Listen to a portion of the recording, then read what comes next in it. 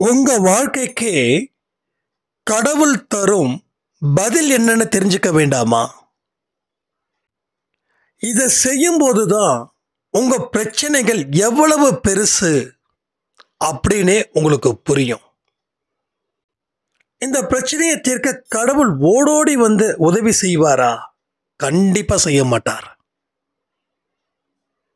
நாம இன்னொருத்தவங்க கிட்ட அடிமையா வாழ்ந்துகிட்டு இருக்கிறோம்.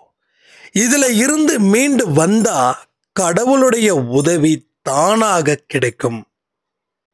பிரிந்திருக்கக்கூடிய குடும்பத்தை கடவுள் சேர்ப்பாரா மாட்டாரா?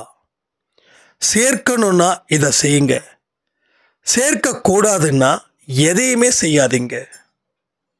பூஜைகளாலையும் பரிகாரத்தாலையும் பிரச்சனைகள் தீர்க்க முடியும் அப்படின்னு இப்ப வரைக்கும் நீங்க நம்பக்கூடியவர்களா இருந்தா இந்த பதிவு மிகப்பெரிய ஒரு பதிலடியை கொடுக்கும். ஒன்ன நம்பாம உங்களை பத்தி எதையுமே தெரிஞ்சுக்காம இருக்கிற வரைக்கும் கடவுள் உங்க பக்கம் திரும்பவே மாட்டார். இந்த இரட்டை வேடத்தை மட்டும் என்னைக்குமே செய்யாதீங்க. முழுமையான உண்மையான மனிதர்களா இருந்தா உங்க வாழ்க்கை நிச்சயமா உயர்ந்த இடத்துக்கு போகும். நினைச்சது நிறைவேறணுமா? அவருடைய பார்வை உங்க மேல பட்டா மட்டும்தான் தண்டனை குறையும். தொல்லைகள் குறைய, தடங்கள் தீர என்னதான் செய்யணும்? இதை தான் செய்யணும். இந்த பதிவை முதல்ல உங்க மனசை திடப்படுத்தும், அதற்கப்புறமா புரிய வைக்கும், அதுக்கப்புறமா ஒரு வழியை ஏற்படுத்தும், அதுக்கப்புறமா பிரச்சனைகளை சந்திக்க அத்தனையும் செய்யும். சந்திச்சதுக்கப்புறம் ஒவ்வொரு பிரச்சனைகள் இருந்தும் விடுதலை கிடைக்கும். விடுதலை அடைஞ்சதுக்கப்புறம் வாழ்க்கை சந்தோஷத்தில் மலரும். இது கண்டிப்பாக நடக்கும், நடந்தே தீரும். இது சாயப்பாவின் சத்தியமான வார்த்தைகள்.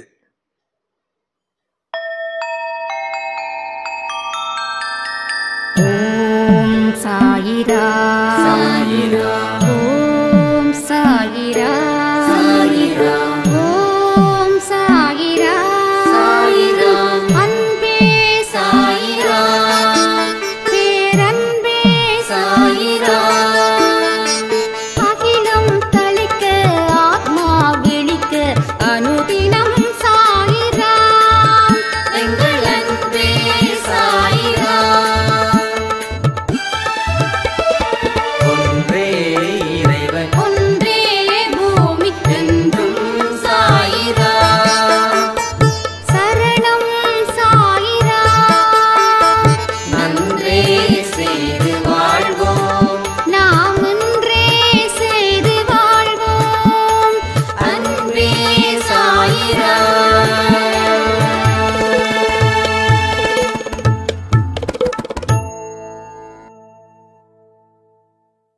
சாய்ராம். என் உயிரின் உயிரானவர்களே, இந்த 2 நாள் கொடுத்த பதிவு என்னுடைய வாழ்க்கையில் நிறைய மாற்றத்தை ஏற்படுத்தி இருக்குது. நீங்க தயவு செய்து என்னுடைய குரலா நம்ம அன்பே சாய் குடும்பத்தில் சொல்லுங்க. வாழ்க்கையில் உயரணும் அப்படின்னா பூஜைகள் மட்டும் பத்தாது, சாங்கியம் மட்டும் பத்தாது, பரிகாரங்கள் மட்டும் பத்தாது. மனசுல இருந்து வெளிப்படக்கூடிய சில விஷயங்களால மட்டும்தான் நம்ம வாழ்க்கையை சரி பண்ண முடியும். அப்பொழுதுதான் கடவுளையும் காண முடியும். எங்க குடும்பமே ஒரு ஐதீக குடும்பம். நாங்கள் எதுக்கெடுத்தாலும் பூஜைகள் அது இது செஞ்சு தான் நாங்கள் வாழ்ந்தோம். ஆனால் எங்கள் வாழ்க்கையில் இம்ப்ரூவ்மெண்ட் இருந்தது. ஆனால் எதிர்பார்க்கிற அளவில் அந்த இம்ப்ரூவ்மெண்ட் கிடையாது. அப்போ நான் என்னுடைய குடும்பத்தை மாற்ற முடியாது, விலகி நிற்கணும்னு நினைக்க ஆரம்பிக்கும் போது தான் எனக்கு இந்த மாதிரி பதிவுகள் என் வாழ்க்கையை மாற்றிச்சு. இன்னைக்கு நான் சந்தோஷமாக இருக்கிறேன். நான் நினச்சது எல்லாமே நிறைவேறுன்ற நம்பிக்கை எனக்கு உள்ள இருந்த பலத்தில் இருந்து அது வந்தது. அந்த அடையாளத்தை அன்பே சாய் கொடுத்தது. என்னை உணர்வதற்கு ஒரு வாய்ப்பா இந்த அன்பே சாய் குடும்பம் எனக்கு ஒரு பெரிய ஒரு புதையல் மாதிரி அப்படின்னு சொன்னாங்க. ஸோ அவங்க சொல்லக்கூடிய வார்த்தைகளை வச்சு தான் இன்னைக்கு நாம் இந்த பதிவை ஸ்டார்ட் பண்ண போகிறோம். அதே போல் நேற்று ஈஸ்வரி சாய்ராமுக்கு ரொம்ப கஷ்டம். நேற்று எனக்கு ஒரு ஆடியோ கொடுத்துருந்தாங்க. அண்ணா, நம்ம நிறைய பேர் கமெண்ட் பண்ணுறாங்க அன்பே சாயில், ஆனால் ரிப்ளை யாருமே பண்ண மாட்டேன்றாங்கண்ணா. அதுக்கு முன்னாடி யாராவது ஒரு விஷயத்த சொன்னாங்க அப்படின்னா நம்ம ரிப்ளை பண்ணுவோம்.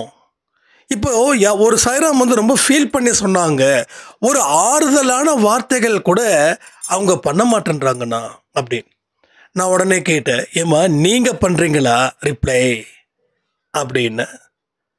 அப்போ ஒவ்வொருத்தவங்களும் என்ன நினைக்கிறோன்னா, அவங்க பண்ணல இவங்க பண்ணல, இந்த ஒரு வார்த்தை தான் நம்ம சொல்லக்கூடாதுன்னு இருந்தோம்.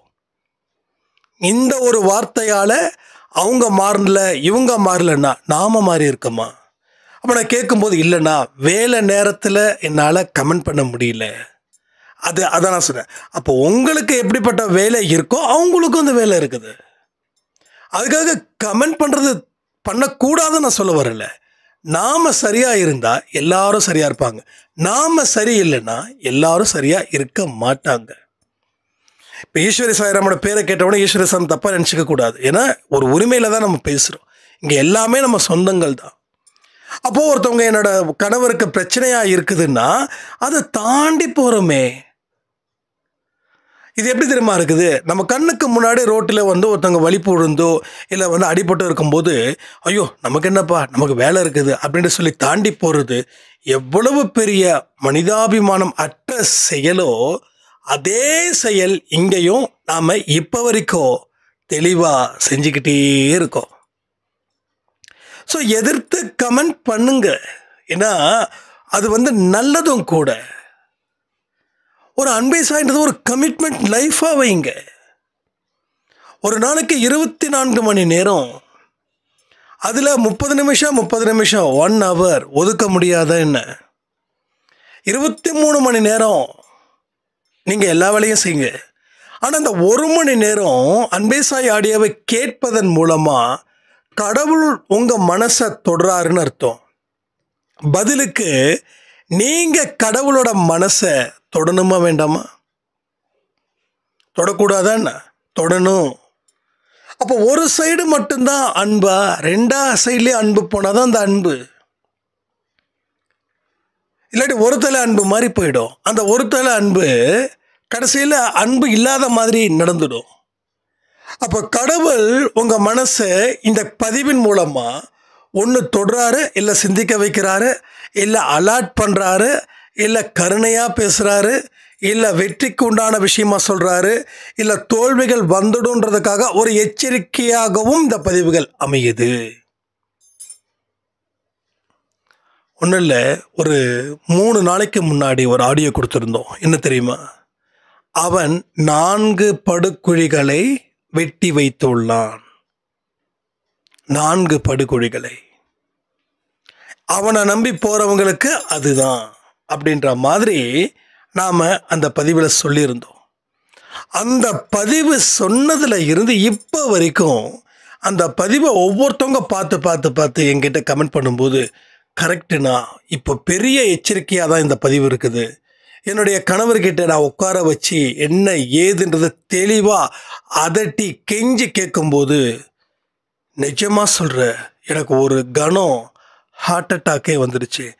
15 லட்சம் ரூபாய் கடன், 15 lakhs. என் கணவர் அழுதாரு, கதறி அழுதாரு. இதை சொன்னா நீ என்னை மதிக்க மாட்டேன், என்னை விட்டுட்டு போயிடுவேன் அப்படின்னு சொல்லி அவ்வளவு அழுக. 15 லட்சம் ரூபாய். நாங்கள் நடுத்தர வர்க்கம், இவர் நல்லா பார்த்துக்கிறாருன்னு சொல்லி தான் நான் சந்தோஷமாக இருந்தேன். என்னுடைய குடும்பத்தில் இருக்கிற அத்தனை பேர்கிட்டையும் நான் நல்லா இருக்கேன், நல்ல புருஷன் கிடைச்சிட்டாரு, கை நிறைய சம்பாதிக்கிறாரு, கேட்டதெல்லாம் வாங்கி தராருன்னு. ஆனால் இன்னைக்கு இந்த ஒரு உண்மையை என்னால் ஏற்றுக்க முடியல. இந்த பதிவு கண்ணில் பார்த்துட்டோமே, இதை பார்க்காம இருந்திருக்கலான்னு எனக்கு தோன்றதை தாண்டி, நல்ல வேளை இந்த பதிவு என் கண்ணில் பட்டுச்சு, இல்லைன்னா அந்த அம்மாவுக்கு நேர்ந்த கதி வந்திருந்தா என்ன ஆயிருக்கும்?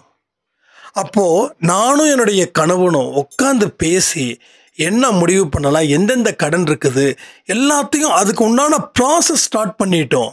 இப்போது நம்ம இத்தனை நாள் சும்மா உட்காந்து டிவி பார்த்துக்கிட்டு நம்ம ஃப்ரெண்ட்ஸ் கிட்ட பேசிக்கிட்டு மொபைலை நோண்டிக்கிட்டு இருக்கிறத விட்டுட்டு, இனி கணவனுக்கு எந்தெந்த வேலையில் நாம் உதவிகள் செய்ய முடியுமோ அதை செய்யணும்னு சொல்லி நான் கணவன்கிட்ட ப்ராமிஸ் பண்ணினேன். நானும் என்னுடைய கணவரும் சேர்ந்து சாய்பா கோயிலுக்கு போயிட்டு அங்கே போயிட்டு நாங்கள் சத்தியம் பண்ணிக்கிட்டோம். இந்த கடனை அடைக்கிற வரைக்கும் நாங்கள் எந்த சண்டையும் போட மாட்டோம், ஒத்துமையாக இருப்போம், தேவையில்லாததை வாங்க மாட்டோம், கடனை அடைப்பதற்கு மட்டுமே நாங்கள் வாழுவோம், அதற்கு அப்புறம் தான் எங்களோட சந்தோஷத்தை நாங்கள் வாங்கிப்போம் அப்படின்னு நாங்கள் சொல்லியிருக்கோம். அப்படின்னாங்க.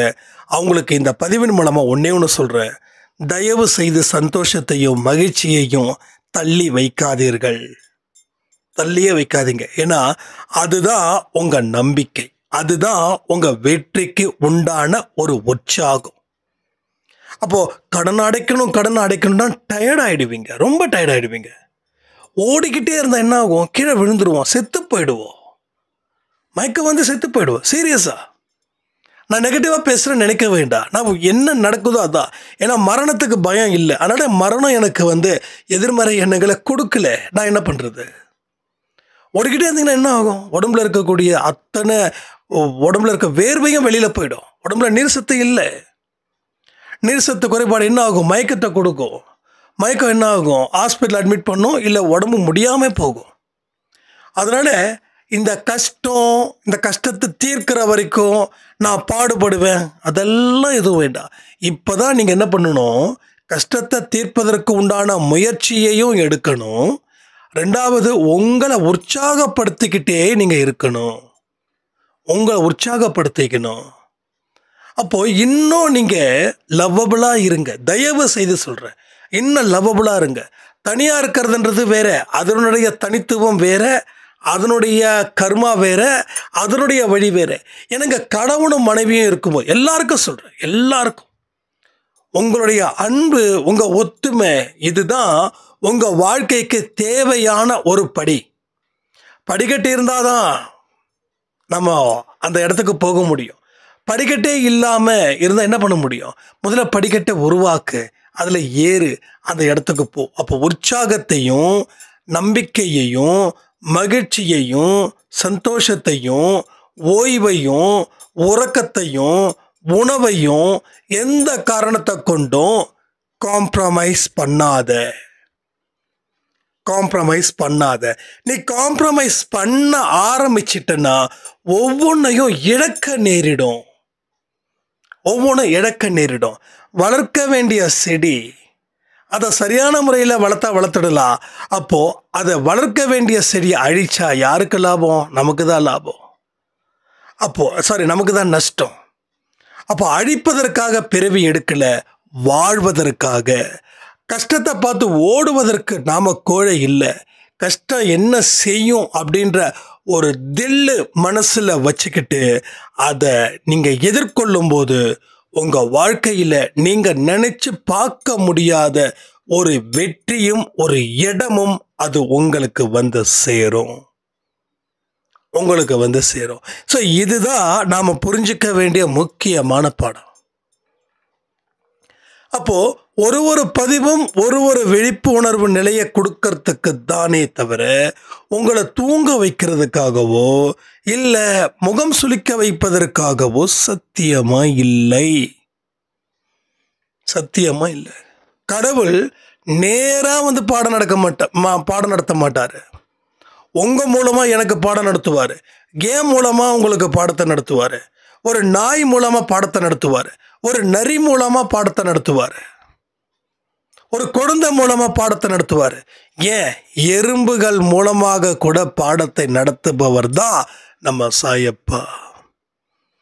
ஒவ்வொரு விஷயத்தையும் டீப்பாக திங்க் பண்ணும்போது அதில் ஒரு பாடம் நிச்சயமாக இருக்கும். ஒரு விஷயத்தையும் நீங்கள் இன்றைக்கி துக்கமாக இருக்கீங்கன்னா அதில் என்னமோ ஒரு காரணம் இருக்கும்.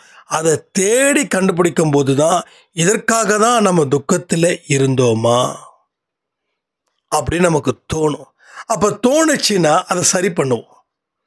அதே மாதிரி ஒரு நல்ல மைண்ட் ஃப்ரீயாக இருக்குது, ரிலாக்ஸ்டாக இருக்குது, ஹாப்பி மூமெண்ட்டாக இருக்குது, உற்சாகமாக இருக்குதுன்னா அதற்கும் உங்களை கேட்டு பாருங்க, இதற்குத்தானா அப்படின்னு தோணும். அதை என்னைக்கு ஃபாலோ பண்ண ஆரம்பிச்சிட்டிங்கன்னா உற்சாக மிகுதியால் நீங்கள் நல்ல வாழ்க்கையை வாழலாம். ஸோ கணவனும் மனைவியும் ஒற்றுமையாக இருந்தால் மட்டுமே எல்லாமே சாத்தியம் சாத்தியம் சாத்தியம். அப்போ இவங்க ஒத்துமை இல்லைன்னா குடும்பம் டோட்டலாக என்ன ஆகும்? பிரேக்கப் ஆகிடும். ஸோ அந்த ஒற்றுமையை நிலைநாட்டுவதற்கு நீங்கள் செய்ய வேண்டிய முறைகள் என்னென்ன தெரியுமா? குடும்பத்தை முதல்ல அமைதி காக்கணும். குடும்பத்தில் இருக்கிறவங்க எல்லாரும் சேர்ந்து கடவுள்கிட்ட பிரார்த்தனை செய்யணும்.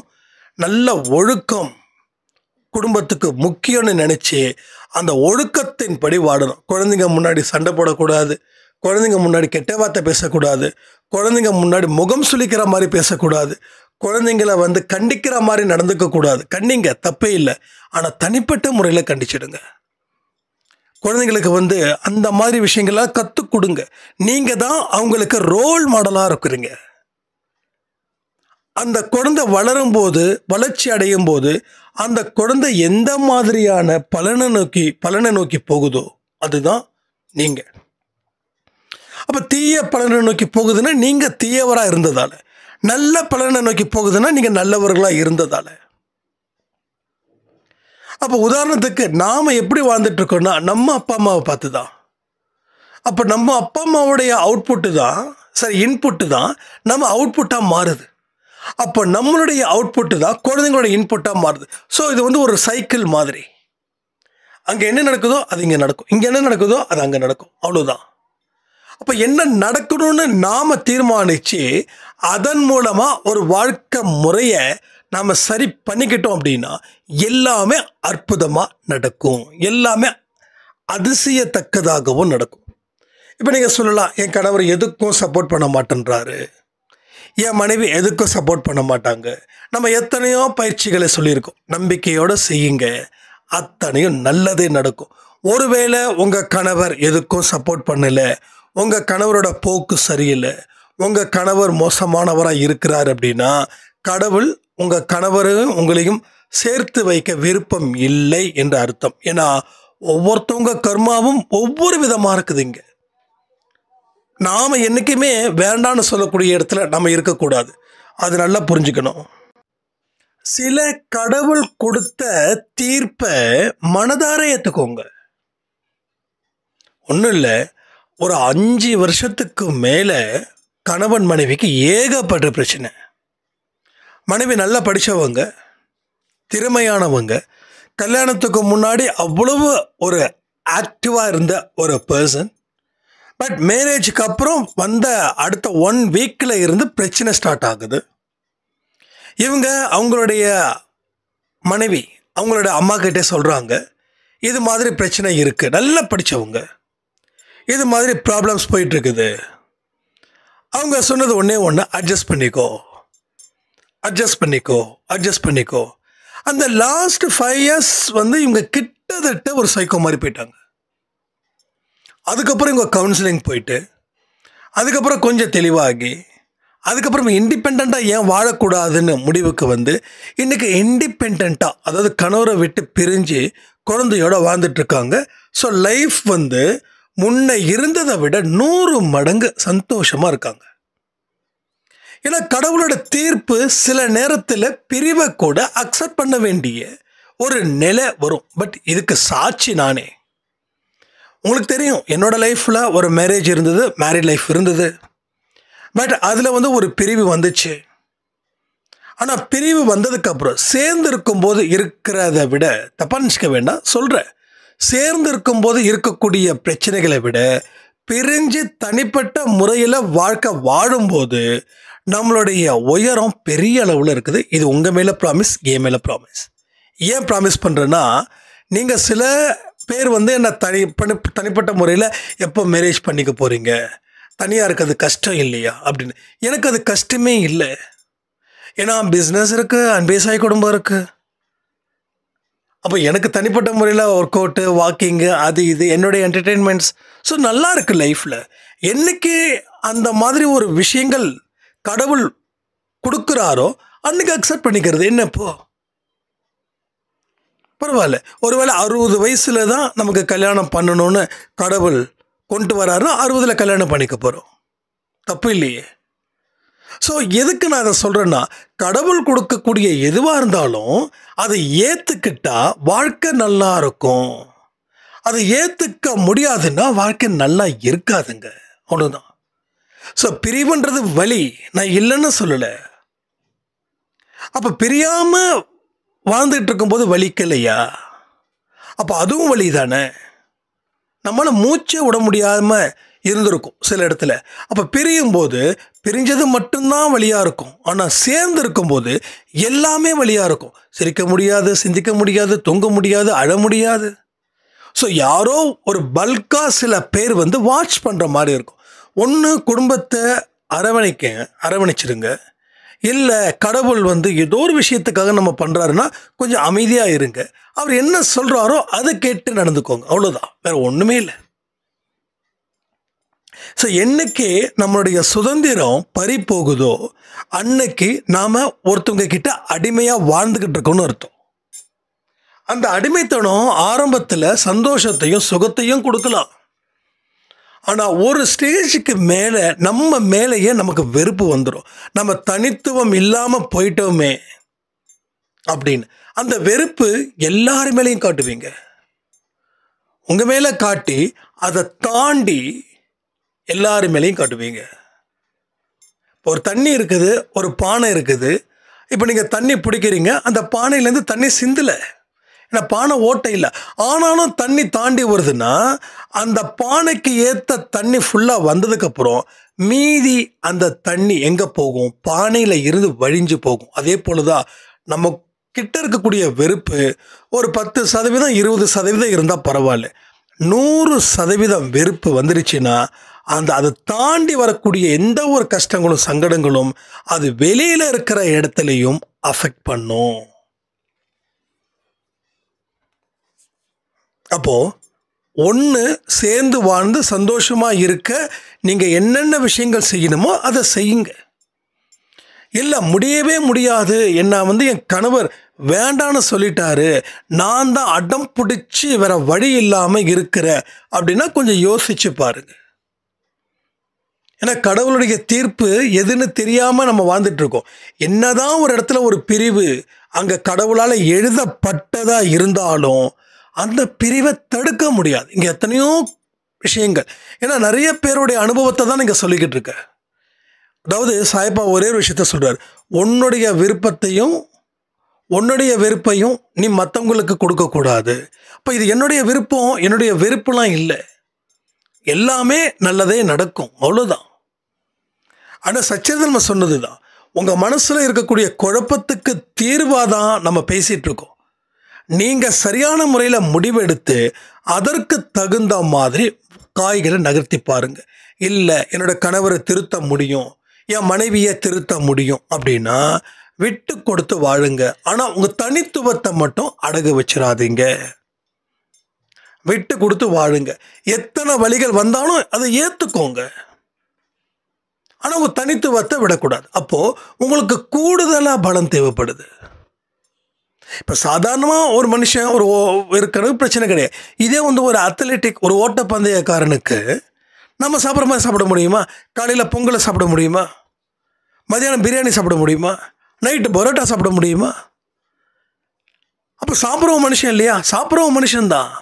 ஆனால் அவன் ஓடுறவன், அவன் இதை சாப்பிட்டானா அவனால் ஓட முடியாது. நாம் என்ன பண்ணுறோம்? ஃபேன் கடியில் உட்காந்துக்கிறோம், வேலை பார்த்தாலும் பெருசாக வேலை இல்லை இங்கே. அதனால் என்னமோ ஒரு மயக்கத்திலே இருந்துகிட்ருக்கோம், ஆனால் மயக்கத்தில் ஓட முடியாது. அப்போ அவனுடைய ஃபுட் ஹேபிட் வேறு, நம்ம ஃபுட் ஹேபிட் வேறு. அப்போது நீங்கள் வந்து ஒரு குடும்பத்தில் சேர்ந்து இல்லை நான் வாழணும், நான் பிரியக்கூடாது, நான் இப்படி தான் இருப்பேன் அப்படின்னா உங்களுக்கு கூடுதலாக பலத்தை நீங்கள் தான் ஏற்படுத்திக்கணும். அந்த ஓட்டப்பந்தய வீரர் மாதிரி. இப்போ உங்கள் மனசை தூய்மையாக வச்சுக்கணும், உங்கள் மனசில் வெறுப்பு வராத மாதிரி பார்த்துக்கணும், வெற்றிக்கு உண்டான முகாந்திரத்தை மட்டும் ஏற்படுத்திக்கணும், அதற்கு உண்டான வழிகளை மட்டும் பார்க்கணும், மன்னிக்க தெரிந்தவராக இருக்கணும், வழியை ஏற்றுக்க தெரிந்தவராக இருக்கணும். இதெல்லாம் இருந்துருச்சுன்னா அடுத்த 10 வருஷத்தில் உங்கள் கணவர் திருந்தி உங்களிடம் வருவார். என்னென்ன 10 வருஷமா? எஸ், கொஞ்சம் லேட் ஆகும். ஏன்னா உங்கள் ப்ராஜெக்ட் அப்படி கொஞ்சம் லேட் ஆகும். இவ்வளோதான், வேற ஒன்றுமே இல்லை. உங்கள் விருப்பம் கடவுள் கொடுத்துட்டார் உங்கள் கையில் வாழ்க்கையை, உங்கள் விருப்பம். இப்படி இந்த வேலையை ஆரம்பித்தா 10 வருஷம், இந்த வேலை ஆரம்பித்தா 1 வருஷம். நீ எதை முடிவு பண்ணுறியோ அது. ஆனால் எல்லா இடத்துலையும் நான் துணைன்னு இருப்பேன். ஆனால் இந்த 10 வருஷம் வரைக்கும் நான் போராடுறேன்னு சொல்லி என் கண்ணுக்கு முன்னாடி வந்து நின்றுடாத. இந்த 10 வருஷத்தில் நீ போராடு, உனக்கு தேவையானதை நான் கொடுக்குறேன், ஆனால் வலிக்குதுன்னு சொல்லி என்கிட்ட வந்து நிற்காத. அவ்வளோதான். உன் வாழ்க்கை உன் கையில். எனக்கு பிடிச்ச ஒரு வார்த்தை, ரொம்ப பிடிச்ச ஒரு வார்த்தை. அப்போ நீ எந்த இடத்துல வந்து ட்ராவல் பண்ணுறியோ அந்த இடத்துல கடவுள் உன் கண்களுக்கு முன்னாடி இருப்பார். ஆனால் உங்களுக்கு முன்னாடி இருப்பார், ஆனால் உங்களுக்கோ கண்ணு தெரியாது. மன ரீதியாக அதை நீங்கள் உணர முடியும். உணர்வதற்கு அதுதான் ஒரு வாய்ப்பாக இருக்குது. அப்போ உணரணுன்னா மனசை அமைதிப்படுத்து, மனசை பலப்படுத்து. அமைதிப்படுத்தினா பலமாயிடும், பலமாக இருந்தால் அமைதியாகிடும். உன்னால் எதுவும் முடியும் அப்படின்னு. ஸோ இப்பயும் சொல்கிறேன், எதுவாக இருக்கட்டும், 10 வருஷம் 10 இயர்ஸ். உங்களுக்கு வயசு 30, 40 உங்கள் லைஃப் செட்டில் ஆகும். உங்களுக்கு 40, 50 செட்டில் ஆகும், 50, 60 செட்டில் ஆகும். எஸ். ஆனால் அதற்கு உண்டான அத்தனையும் அந்த மனதை நீங்கள் அமைச்சிக்கணும். என்கிட்ட அண்ணா என் கணவர் பிரிகிற மாதிரி இருக்காரு, தம்பி என்ன தம்பி இப்படி நடக்குது? எஸ், அப்படி தான் நடக்கும். நீங்கள் சேரணும் வாழணும்னா ரொம்ப சந்தோஷம். உண்மையிலே சொல்கிறேன், கடவுள் மேலே சத்தியமாக சொல்கிறேன், நான் வந்து கண்டிப்பாக சந்தோஷப்படுவேன். நான் எனக்கு பிரிவு இன்பத்தை கொடுக்குதுன்னா எல்லாத்துக்கும் கொடுக்குதுன்னு சொல்லிட முடியாது. ஏன்னா ஒவ்வொருத்தவங்க அன்பு, ஒவ்வொருத்தவங்க கர்மா அதற்கு தகுந்த மாதிரி நடக்கும். அப்போ எல்லா விஷயம் நடக்கும். எஸ், எல்லாமே நடக்கும். ஆனால் தனித்துவமாக இரு, சுதந்திரமான மனிதனாக இரு. இது இருந்தால் மட்டும்தான் உன் வாழ்க்கை ஜெயிக்கும். அடிமையாக மட்டும் யாருக்கும் போய் சிக்கிக்காத. நம்ம அடிமையாகிறது நம்ம தலையை இன்னொருத்தங்கிட்ட கொடுக்கறது. அவன் எப்போ வேணாலும் வெட்டுவான், தலையை எப்போ வேணாலும் வெட்டுவான். அப்போது நாம் என்ன சிந்திக்கணும்னா, நான் எதுக்கு அவங்கிட்ட தலையை கொடுக்கணும்? நான் தலையை கொடுத்தா தானே வெட்டுவான். அப்போ நானே எதுக்கு வாலண்ட்ரியா அவங்ககிட்ட தலையை வந்து கொடுக்கணும் அப்படின்னு. அப்போ அந்த இடத்த தான் நீங்கள் சரி பண்ணணும். அப்போ உங்களுக்குன்னு இருக்கக்கூடிய தனித்துவமும் உங்களுக்குன்னு இருக்கக்கூடிய செயல்முறைகளும் இதுதான் உங்கள் வாழ்க்கையை இன்னும் தீர்மானிக்கும், இன்னும் அதிகமாக தீர்மானிக்கும் நல்ல விதத்துக்கு. ஆனால் அடிமை ஆகிட்டு நான் சொன்ன மாதிரி உட்காந்துக்கிட்டு டிவி பார்த்துக்கிட்டு மொபைல் நோண்டிக்கிட்டு ஃப்ரெண்ட்ஸுங்கிட்ட பேசிக்கிட்டு சொந்தத்துக்கிட்ட பேசிக்கிட்டு ஒவ்வொரு நேரத்தையும் விஷமாக்கிக்கிட்டா வாழ்க்கையில் அத்தனையும் இழந்துருவீங்க. ரைட்டா? அத்தனையும் இழந்துருவீங்க. அப்போ நீங்கள் செயல்படும் போது தான் அந்த வேகத்தோட தன்மை அதிகரிக்கும். வாழ்க்கையில் உயர்வு நிலையையும் அது அடையும். இதெல்லாம் நீங்கள் புரிஞ்சிக்க வேண்டிய விஷயங்கள். அப்போ இத்தனை விஷயங்கள் நடக்குதானா? எஸ், இத்தனை விஷயங்களையும் நீங்கள் சரி பண்ணணும். சரி பண்ணுவதற்கு நேரத்தை காலத்தை வகுக்காதீங்க. இத்தனை நாளில் நம்ம முடிச்சிடலாம், அடுத்த வாரத்துக்குள்ளே பிரச்சனை தீர்ந்துடும், அடுத்த வாரம் அப்படின்ற மாதிரி டைமை ஃபிக்ஸ் பண்ணிட்டீங்கன்னா நமக்கு பைத்தியமே பிடிச்சிரும். ஏன்னா நம்ம அப்போ என்ன நினைப்போம் அப்படின்னா, நம்ம முயற்சியெல்லாம் வீணாக போயிடுச்சே. அப்போ கடவுள் மேலே பழியை தூக்கி போடுறோமா இல்லை மனுஷங்க மேலே பழியை தூக்கி போடுவோமான்னு நம்ம யோசிக்கிறோம். அப்போ யாரோ ஒருத்தங்க மேலே பழியை தூக்கி போட நம்ம தயாராகிட்டோம். ஆனால் நம்ம மேலே தப்பு சொல்ல நம்ம தயாராகலை. அப்போ நீங்கள் உங்கள் மேலே தப்பு சொல்லாத வரைக்கும் நீங்கள் வாழ்க்கையில் எந்த விதமான மாற்றத்தையும் ஏற்படுத்திக்கவே முடியாது. இப்போ இதை எல்லாத்தையும் உணர்வு ரீதியாக உணர்ந்தால் மட்டுமே வாழ்க்கையில் ஜெயிக்க முடியும். பரிகாரத்தின் மூலமாகவோ இல்லை பூஜைகள் மூலமாகவோ அந்த சாய்ராம் சொல்லியிருக்காங்க இல்லையா, அது நடக்காது. 10% அதிகப்படியாக 20%. ஆனால் மன ரீதியாக இருக்கக்கூடிய மாற்றங்கள் 100க்கு 100 உங்கள் வாழ்க்கையை மாற்றும். அதில் பொறுத்தவரைக்கும் நான் உறுதியாக சொல்கிறேன். ஸோ இதுதான் பாயிண்ட். இதை புரிஞ்சுக்கோங்க. மன ரீதியாக உங்களை தயார்படுத்துங்கள். வாழ்க்கையில் அத்தனையும் உங்களுக்கு கிடைக்கும்னு சொல்லி இந்த பதிவை நான் முடிக்கிறேன். ஜெய் சாய்ராம்.